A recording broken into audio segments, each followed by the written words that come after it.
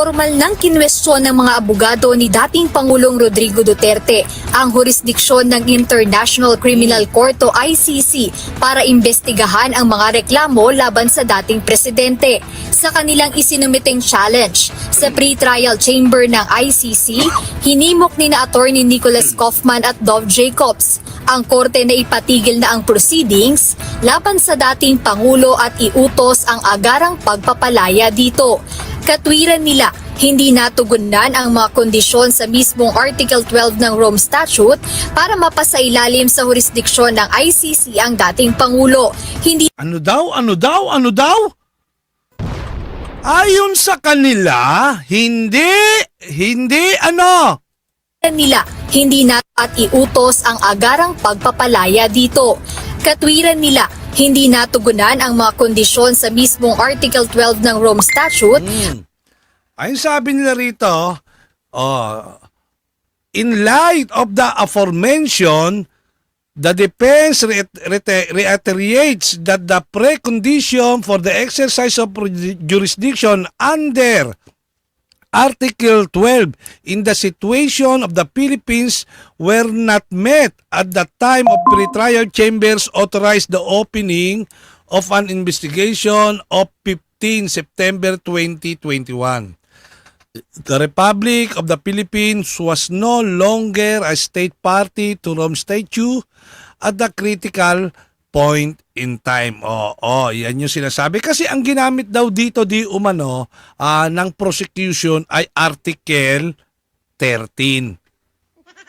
Article 13. Ang kini-question naman ng itong defense, itong Section 12. Ang kini-question nila yung Article 13, tapos pinagpipilitan itong ng defense na to nila Attorney Kaufman itong Article 12. Tuloy natin tuloy. Okay.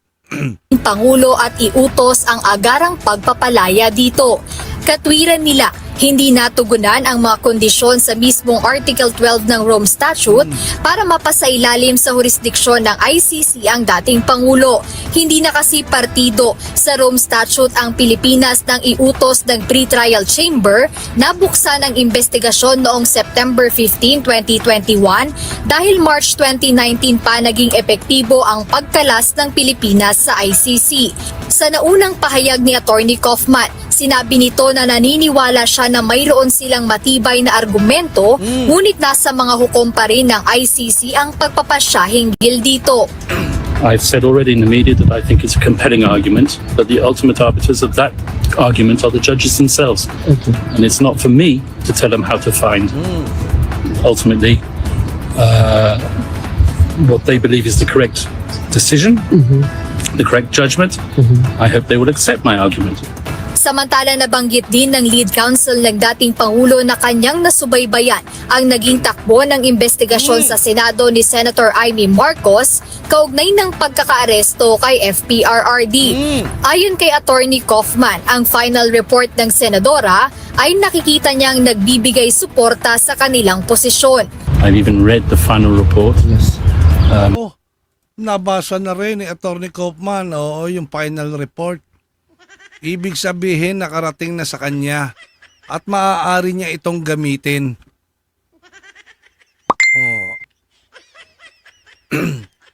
Oo, totoo naman yan. Babagsak talaga sila sa technicalities.